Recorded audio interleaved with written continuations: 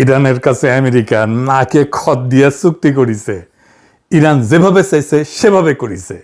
এমনকি চুক্তি কি করতেছে সেটা তার প্রাণবন্ধু ইসরায়েলকে না দেখে চুক্তিটা সাইন করে ফেলছে।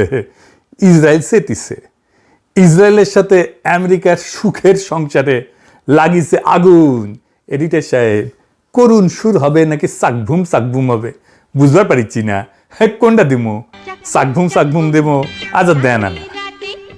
$300 বিলিয়ন ক্ষতিপূরণ দিল ইরানকে আমেরিকা। অনেক তালেবর কইছিল ইরান হাইরা যাবে, ইরানের এই রেজিম টিকবে না। আমি বইলা গেছি বারে বারে ইরান হারবে না। আমি শুধু বইলাই যাই নাই, দেখাই দিছি কেন ইরানকে হারাইতে পারবে না আমেরিকা আর ইসরায়েল। বাংলাদেশে একটা প্রবাদ আছে, কাঙালের কথা বাজি হইলে ফলে। পিনাকি কাঙালের কথা বাসি হয়ে ফললো। আমি এই জন্যে ইমাম খামেনিকে মেরে ফেলার পর বাংলাদেশের পররাষ্ট্র মন্ত্রণালয়ের বিবৃতি নিয়ে রজার খলিলের ধুইছিলাম, উনারে তুলাধনা করছিলাম। এডিটর সাহেব তুলাধনার সাউন্ড দেন। উনার জ্ঞান নাকি চুয়ায় পড়ে আন্তর্জাতিক রাজনীতি নিয়ে, ভূ রাজনীতি নিয়ে, জিও পলিটিক্স নিয়ে, পররাষ্ট্র বিষয়ে।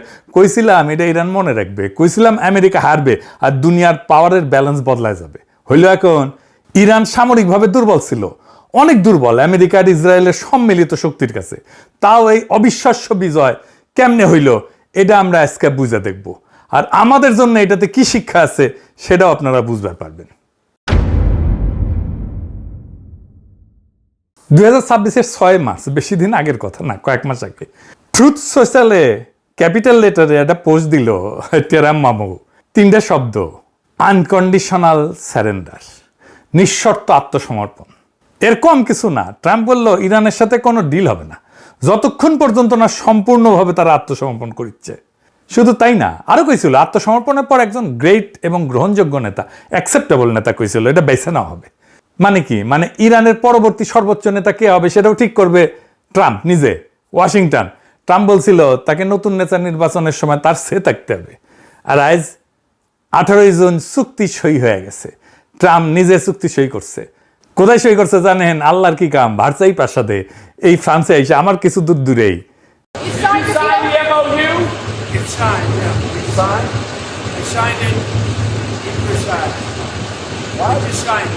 আর ইরানের প্রেসিডেন্ট পেজেশকিয়ান এটা আলাদাভাবে সই করে এক্সে ছবি পোস্ট করছে, ক্যাপশন দিছে একটা ঐতিহাসিক দলিল এবং একটা শক্তিশালী ইরানের বার্তা, পারস্পরিক সম্মানের ছায়ায় শান্তি অর্জিত হবে। আর এই চুক্তিতে নিঃশর্ত আত্মসমর্পণ শব্দটা কোথাও নাই। বরং কি আছে সেটা আমি আপনাদের লাইন বাই লাইন পড়ে শোনাবো, আর তারপরে আপনারাই বলবেন কে কার কাছে আত্মসমর্পণ করলো। ইরান কেন নেগোসিয়েশনটা তার পক্ষে করতে পারলো সেটা আমি দেখাবো আপনাদেরকে আজকে। প্রথমে দিকে আলোচনাটা দুই পক্ষে কারা চালাইলো। এক পাশে বসছে আব্বাস আরাগাজি, ইরানের পররাষ্ট্রমন্ত্রী, কেন্ট বিশ্ববিদ্যালয় থেকে রাষ্ট্রবিজ্ঞানে পিএইচডি। 1989 সাল থেকে, মানে 37 বছর ধরে কূটনীতিক, ডিপ্লোম্যাট। জাপানের রাষ্ট্রদূত ছিল, ফিনল্যান্ডে ছিল, এস্তোনিয়ার রাষ্ট্রদূত ছিল। ইরান ইরাক যুদ্ধের রক্তে ভেজা প্রজন্মের মানুষ, আমাদেরই প্রজন্মের মানুষ। 2015 সালে পরমাণু চুক্তির অন্যতম স্থপতি ছিল সে। আর অন্য পাশে কারা? স্টিভ উইটকফ আর জ্যারেড কুশনার। দুজনে কি করে জানেন? রিয়েল এস্টেট ব্যবসায়ী, পররাষ্ট্রনীতিতে কোনো অভিজ্ঞতা নাই। কুশনার ট্রাম্পের জামাই, মানে জামাই কোটায় ঢুকিছে ওই, তার সরকারি কোনো পদই কলে নাই।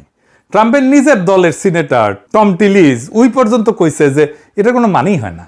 পররাষ্ট্রনীতিতে অভিজ্ঞতাহীন, সিনেট কনফার্মেশন ছাড়া দুইজন লোক কিভাবে রাশিয়া, ইরান আর ইসরায়েলের সাথে শান্তি আলোচনায় নেতৃত্ব দিচ্ছে? মজার ব্যাপার হয়েছে কি জানেন? মাস্কটের আলোচনায় আরাগাজিকে নাকি উইটকফকে একাধিকবার বুঝাই দিতে হয়েছিল পরমাণু জ্বালানি উৎপাদনের ধাপগুলো কি কি, এবং একটা এনরিচমেন্টের ফ্যাসিলিটি আর রিঅ্যাক্টরের মধ্যে পার্থক্য কি। বুঝি চাও? ইরানের পররাষ্ট্রমন্ত্রীকে আমেরিকাকে পড়াইতে হইতেছে কোন জিনিসটা নিয়ে তারা আলোচনা করতেছে। একদিকে 4000 বছরের একটা সভ্যতা, যে জানে ধৈর্য কাকে বলে, ইতিহাস কাকে বলে।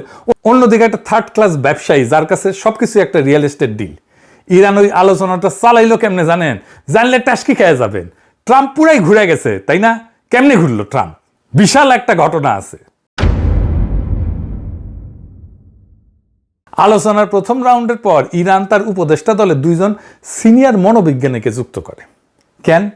তারা ট্রাম্পকে স্টাডি করে, তার সাইকোলজি স্টাডি করে, আর তার ভিত্তিতে তারা ট্রাম্পকে বার্তা দেয়। ইরান আমেরিকাকে স্টাডি করেনি, ইরান মানুষটাকে স্টাডি করেছে। তারা বুঝছিল এই প্রেসিডেন্সিটা প্রতিষ্ঠান দিয়ে চলতেছে না, এখন একজন ব্যক্তির মেজাজ দিয়ে চলে। কাজে এই প্রতিষ্ঠানের সাথে লড়াই না করে তারা ব্যক্তির মনস্তত্ত্বকে স্টাডি করলো। ট্রাম্পের মনস্তত্ত্ব যায় না, ইরানের ঠিক কি কি লাভ হইল আসেন সেটা দেখি। ইরানের প্রত্যেকটা বার্তা কাতারে আর ওমানের মধ্যস্থতাকারীদের হাত ঘুরে ট্রাম্পের কাছে পৌঁছাইতো। মানে ইরান জানতো শব্দ বাছাই কতটা গুরুত্বপূর্ণ। ভুল শব্দ মানে ট্রাম্পের চান্দি গরম। মনোবিজ্ঞানীরা ঠিক করে দিতেন কোন বার্তায় ট্রাম্প কি প্রতিক্রিয়া দেখাইতে পারে।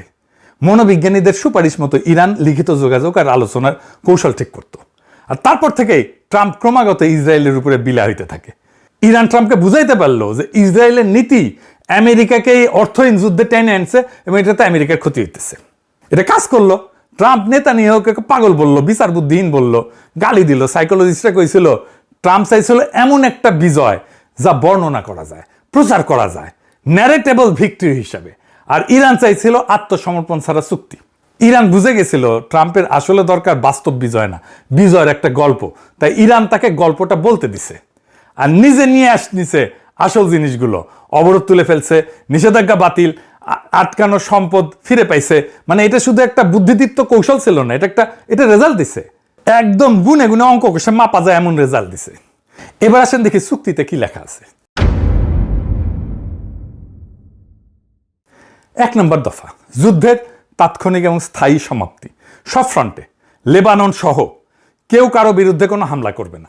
2 নাম্বার, দুই দেশ একে অপরের সার্বভৌমত্ব, আঞ্চলিক অখণ্ডতাকে সম্মান করবে এবং আভ্যন্তরীণ বিষয়ে হস্তক্ষেপ করবে না। মার্চে ট্রাম্প বলছিল ইরানের পরবর্তী নেতা নির্বাচন করে দিবে। আর জুনের চুক্তিতে আমেরিকা সই করতেছে আভ্যন্তরীণ বিষয়ে হস্তক্ষেপ করবে না। আমরা তোমাদের নেতা ঠিক করব থেকে আমরা তোমাদের আভ্যন্তরীণ বিষয়ে হাত দেব না। বুঝেছেন তো, কুটি থেকে কুটি আসিছে। 4 নম্বর দফা, আমেরিকা নৌ অবরোধ তুলে ফেলবে। 30 দিনের মধ্যে ইরানের আশপাশ থেকে নিজেদের সেনা প্রত্যাহার করবে। আমেরিকা সেনা প্রত্যাহার করবে, অবরোধ তুলবে, এগুলো কার দাবি ছিল? ইরানের তো। 6 নম্বর দফা, আমেরিকা আঞ্চলিক অংশীদারদের নিয়ে ইরানের পুনর্গঠনে এবং অর্থনৈতিক উন্নয়নে কমপক্ষে $300 বিলিয়ন একটা সুনির্দিষ্ট পরিকল্পনা তৈরি করবে। যে দেশকে নিঃশর্ত আত্মসমর্পণ করতে বলা হয়েছিল তার পুনর্গঠনের জন্য 300 বিলিয়নের অঙ্গীকার।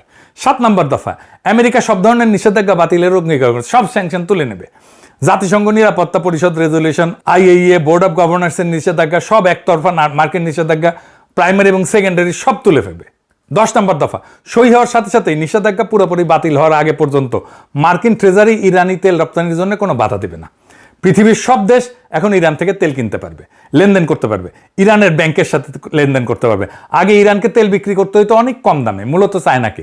কেউ লেনদেন করতে পারতো না ইরানের ব্যাংকের সাথে। এখন বাজার দরে তেল বিক্রি করতে পারবে ইরান সবার সাথে। ইরান এখন তার তেল বিশ্ববাজারে খোলাখুলি বিক্রি করতে পারবে। 11 নম্বর দফা, ইরানের জব্দ করা অর্থ এবং সম্পদ ফেরত দেওয়া হবে। আর পরমাণু অস্ত্র নিয়ে ইরান বলছে যে সে পরমাণু অস্ত্র সংগ্রহ বা তৈরি করবে না। এখানে কিন্তু ইরান কোনো ছাড় দেয়নি। এই অঙ্গীকার তারা গত 50 বছর ধরে করে আসতেছে, এটা তাদের প্রতিশ্রুতি। মিসাইল প্রোগ্রাম নিয়ে একটা শব্দও নাই। মিসাইল প্রোগ্রাম ধ্বংস করার এজেন্ডা ছিল ইসরায়েলের। তাহলে কে জিতলো? ইরান। যদিও ইরানকে এই যুদ্ধে ভয়ঙ্কর মূল্য দিতে হয়েছে। সর্বোচ্চ নেতা আয়াতুল্লাহ খামেনি যুদ্ধের প্রথম দিনে নিহত হয়েছেন, নিজের ভূখণ্ডে আক্রমণ হয়েছে, কৌশলগত সম্পদের ক্ষতি হয়েছে, এই সব কিছু হয়েছে, কিন্তু শেষ পর্যন্ত বিজয়ের হাসি আসলো ইরান।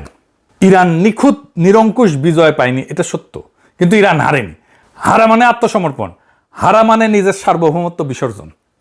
এই চুক্তির 14টা দফার একটাতেও সে আত্মসমর্পণ নাই। ইরান শুধু এই চুক্তিতে যেতে নাই, আরো অনেক জায়গায় জিতেছে। কোথায় কোথায় জিতেছে? ইরান যুদ্ধবিদ্যায় নতুন টার্মিনোলজি আনছে এবং সেটা সফল প্রয়োগ করছে। অ্যাসিমেট্রি বলে, মানে শক্তিতে দুর্বল হওয়াটাই তার শক্তিমত্তা। তার কয়েক হাজার ডলারের শাহেদ ড্রোন ঠেকাইতে শত্রুর মিলিয়ন মিলিয়ন ডলারের ইন্টারসেপ্টর ছুটতে হয়। সে যুদ্ধটাকে শত্রুর জন্য বিশাল অপজয়ের যুদ্ধ বানাই দিয়েছিল।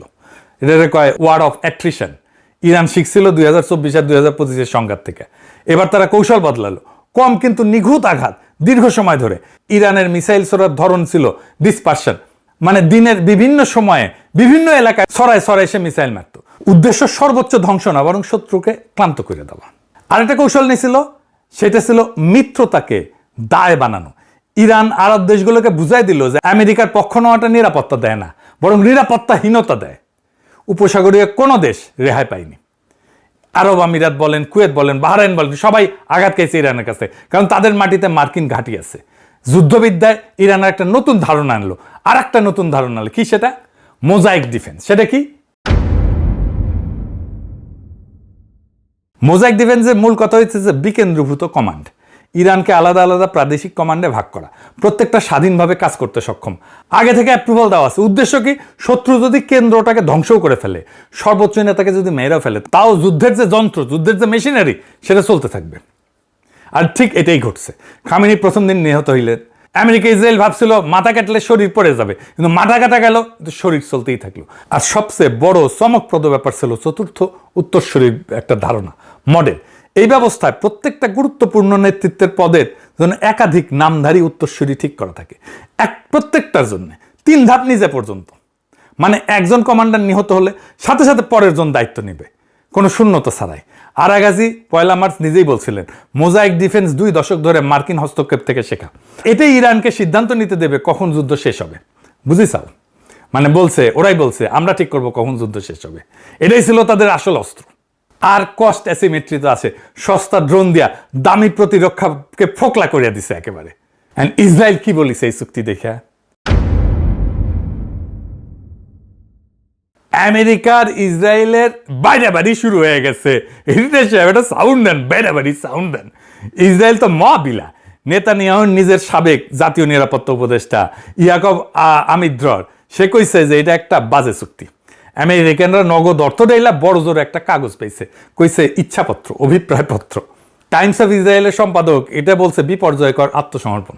আর সাবেক উপনিরাপত্তা উপদেষ্টা চাক ফ্রিলিক বলছে যে ইরান আরো শক্তিশালী হইয়া বেড়াইছে।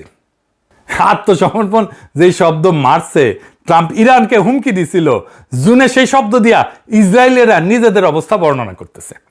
আর ইসরায়েলে ক্ষোভের জবাবে আমেরিকা কি করলো? পিঠ চাপড়ে সান্ত্বনা দিল না ধমক দিছে। 18 জুন হোয়াইট হাউসে ব্রিফিংয়ে ভাইস প্রেসিডেন্ট জেডি ভ্যান্স ইসরায়েলকে বলছে, একটা সলিড বাম্বু দিছে, বলছে যে আমি ইসরায়েলের মন্ত্রিসভায় থাকলে গোটা দুনিয়ায় আমরা একমাত্র শক্তিশালী মিত্রকে আক্রমণ করতাম না। আমেরিকার ভাইস প্রেসিডেন্ট ইসরায়েলকে মনে করায় দিচ্ছে তোমার একমাত্র বড় মিত্র আমরা, আর তোমরা বাকি দুনিয়াকে চটায় ফেলছো। ট্রাম্পই তার ভাষায় এই মুহূর্তে দুনিয়ার একমাত্র রাষ্ট্রপ্রধান যে ইসরায়েলের প্রতি সহানুভূতিশীল। আর সবচেয়ে কড়া খোঁচাটা ভ্যান্স মনে করায় দিচ্ছে, ইসরায়েলের প্রতিরক্ষা অস্ত্রের 2/3 আমেরিকার হাতে তৈরি, আমেরিকান করদাতার পয়সায় কেনা। এইটা একটা প্রচ্ছন্ন হুমকি। চুক্তি ভাঙলে এই অস্ত্রের যোগান বন্ধ হইতে পারে। ইরানকে নিঃশর্ত আত্মসমর্পণ যে করাইতে চাইছিল, সেই আমেরিকায় এখন তার নিজের ঘনিষ্ঠতম মিত্রকে প্রকাশ্যে ধমকাইতেছে ইরানের সাথে করা চুক্তি রক্ষা করার জন্য। ডিভোর্সটা আর গোপন নাই, টিভি ক্যামেরার সামনে। আমেরিকা আর ইসরায়েলের প্রণয়ের ফলে জন্ম নিছিল ইন্ডিয়া, এ তো এতিম হইয়া গেল। এইবার হবে এটা সানায়ের করুণ সুর। কিন্তু এর মধ্যে দিয়া কি তৈরি হইল? একটা নতুন মধ্যপ্রাচ্য। ভারসাম্য বদলে গেল, সম্পর্ক বদলে গেল একটি পলকে। কি সেটা? দুবাই কিন্তু শেষ। ইরানের উপরে আমেরিকার কড়া নিষেধাজ্ঞার কারণে ইরান আন্তর্জাতিক ব্যাংকিং ব্যবস্থা থেকে বিচ্ছিন্ন ছিল। সেই জন্যে ইরানি ব্যাংকগুলো কোনো লেনদেন করতে পারতো না। মানে ইরানের সরাসরি ডলারে আন্তর্জাতিক বাণিজ্য করতে পারতো না। তেল বেচে টাকা আনা বা বিদেশ থেকে পণ্য কেনার বিল মেটানো কোনোটাই সরাসরি সম্ভব ছিল না। তাহলে ইরান কি করতো? সে দুবাইকে ব্যবহার করতো মধ্যবর্তী আর্থিক চ্যানেল হিসাবে। হাজার হাজার ইরানি ব্যবসায়ী দুবাইয়ে কোম্পানি এবং ব্যাংক অ্যাকাউন্ট খুলে রাখতো। দুবাই ভিত্তিক কোম্পানি এবং মানি এক্সচেঞ্জ দেয়া ইরান তার লেনদেন ঘুরায় ঘুরায় করতো। ইরানি তেলের টাকা সরাসরি তেহরানে আসতো না, আসতো দুবাইয়ের একটা কোম্পানির অ্যাকাউন্টে। তারপর সেখান থেকে পণ্য বা অন্য রুটে ইরানে পৌঁছাইতো। ইরানের এই টাকা তো আর দুবাই আসবে না, তার মানে দুবাইয়ের অর্থনীতি ছোট হয়ে যাবে। কাতারের গুরুত্বও কমবে। কেন?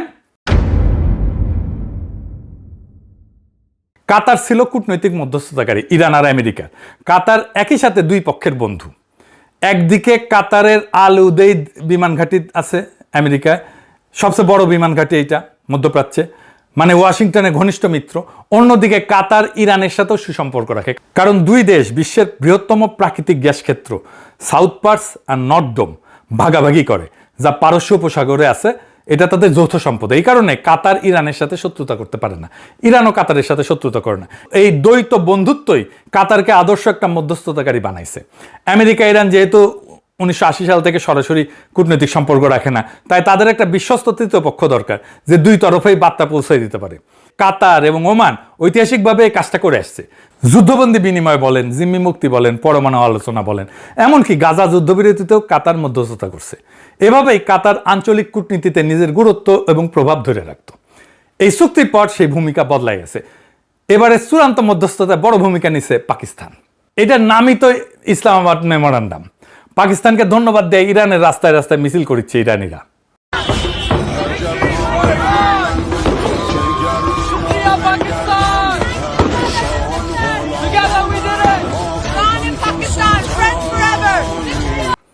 দেখিসাও, বিশ্ব রাজনীতিতে পাকিস্তানকে কোণঠাসা করে রাখার ভারতীয় চেষ্টা মাঠে মারা গেছে। বর্ধিত রাস্তায় ব্যানার, থ্যাংক ইউ ইরান। 32 বছর লেবাননে থাকা বিশেষজ্ঞ নিকোলাস ব্ল্যানফোর্ড বলছেন, হিজবুল্লাহ 4 দশকের সবচেয়ে আত্মবিশ্বাসী হয়ে বেড়াইছে। তার মানে হিজবুল্লাহ শক্তি সঞ্চয় করছে। ইরান আলোচনায় শর্ত দিছিল, লেবাননে ইসরায়েলি হামলা বন্ধ করতে হবে। মানে ইরান শুধু নিজের জন্য না, পুরো মিত্র পক্ষের জন্য দর কষাকষি করছে। আর শান্তির দূত হিসাবে পাকিস্তানের ভাবমূর্তি বদলাই গেছে। আমাদের অঞ্চলের ভূ রাজনীতির জন্য এটা একটা গুরুত্বপূর্ণ পরিবর্তন।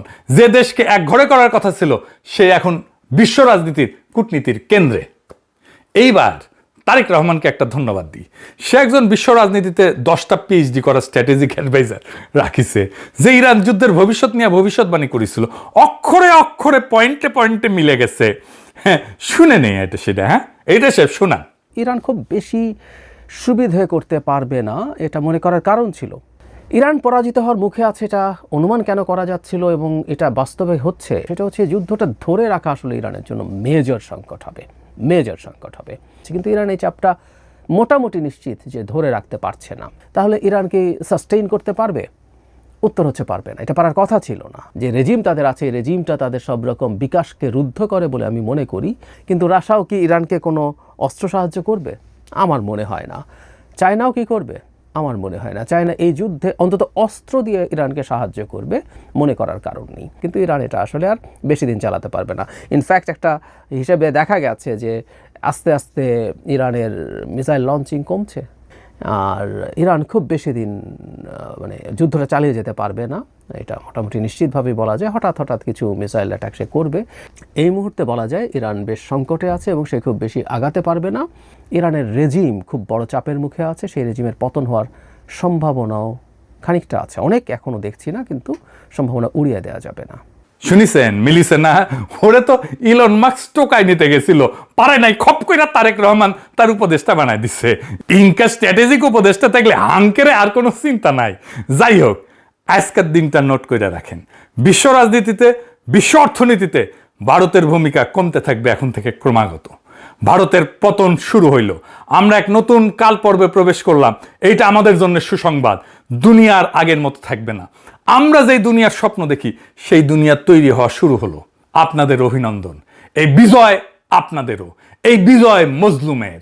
নতুন দুনিয়ায় আপনাদের স্বাগত জানাই। ইনকিলাব জিন্দাবাদ।